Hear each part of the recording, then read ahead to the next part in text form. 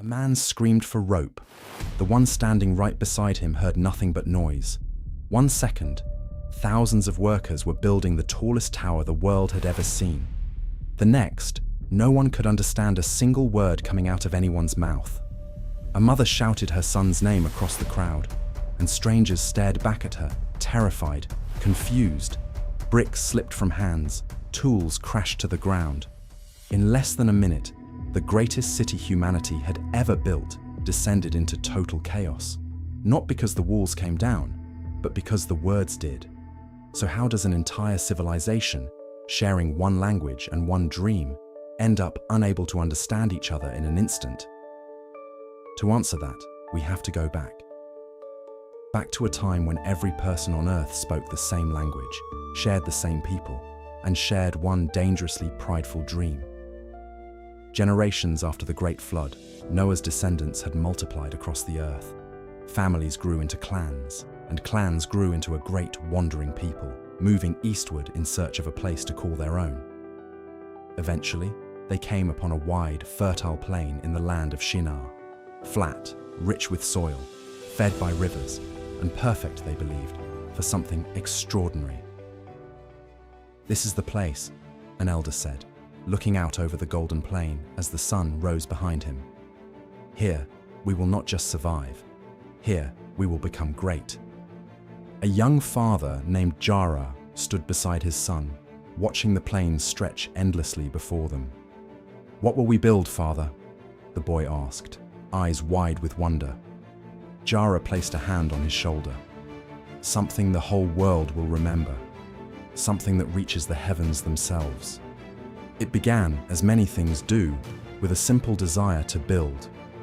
But beneath that desire was something far more dangerous. The whisper of pride disguised as ambition. "Come," the people declared to one another, gathering in the thousands at the center of the plain. "Let us build ourselves a city and a tower with its top in the heavens. Let us make a name for ourselves so that we are never scattered across the earth." They did not want to honor the God who had spared their ancestors from the flood. They wanted to replace him, to build something so magnificent that humanity would never again feel small, never again feel dependent on heaven's mercy. Construction began almost immediately.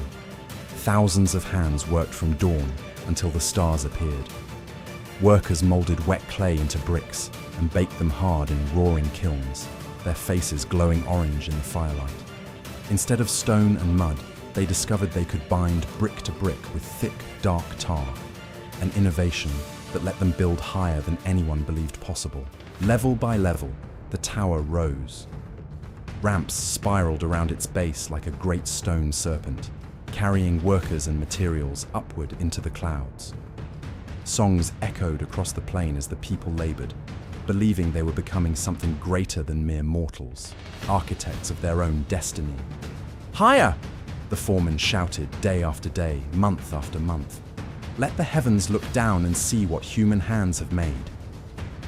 Word spread across the land, and families abandoned their old homes to join the growing city at the tower's base. Within a few short years, the population swelled into the tens of thousands, bound entirely by one shared language and one singular, defiant purpose. But high above the clouds, someone else was watching.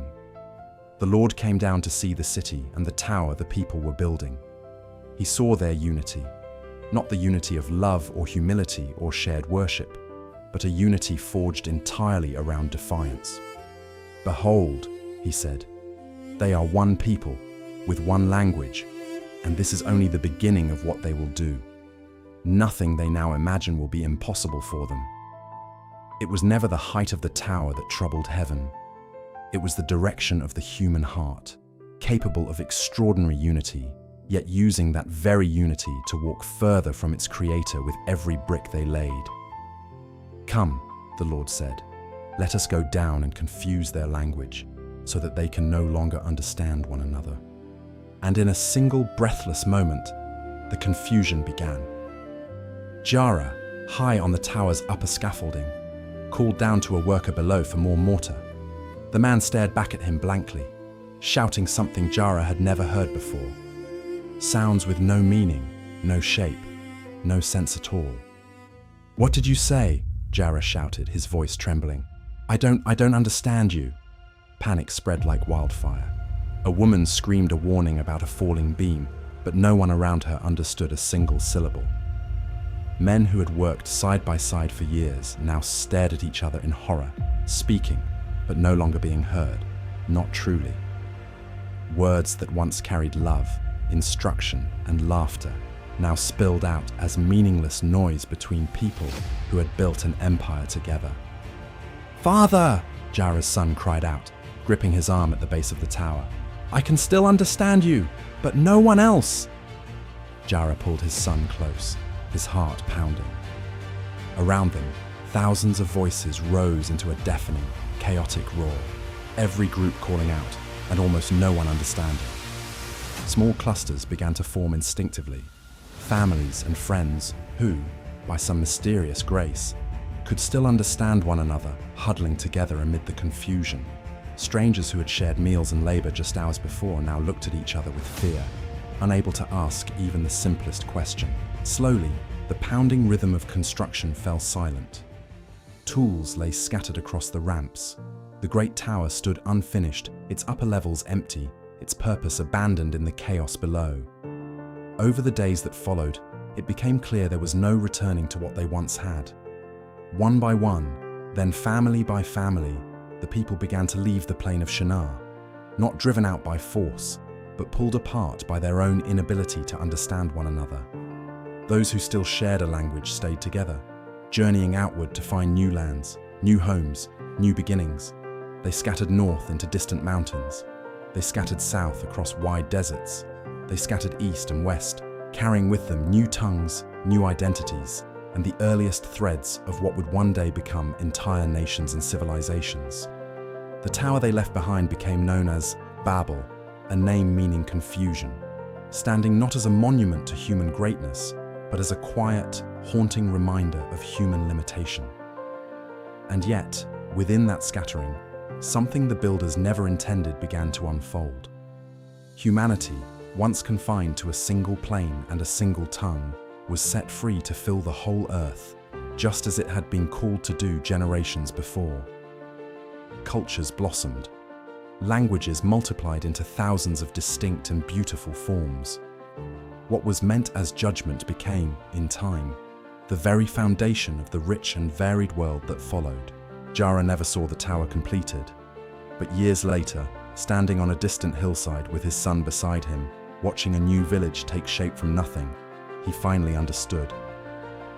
"We wanted to make a name for ourselves," he said softly. His son looked up at him. "And did we?" Jara smiled, tired but at peace. "We made something better. We learned we were never meant to reach heaven on our own." If you enjoyed this story, don't forget to like this video and subscribe to Scripture Stories for more cinematic Bible adventures. Tell us in the comments which Bible story you'd like to see next. And if you'd like to continue exploring the greatest stories ever told, click the next video on your screen now. Thank you for watching, and God bless.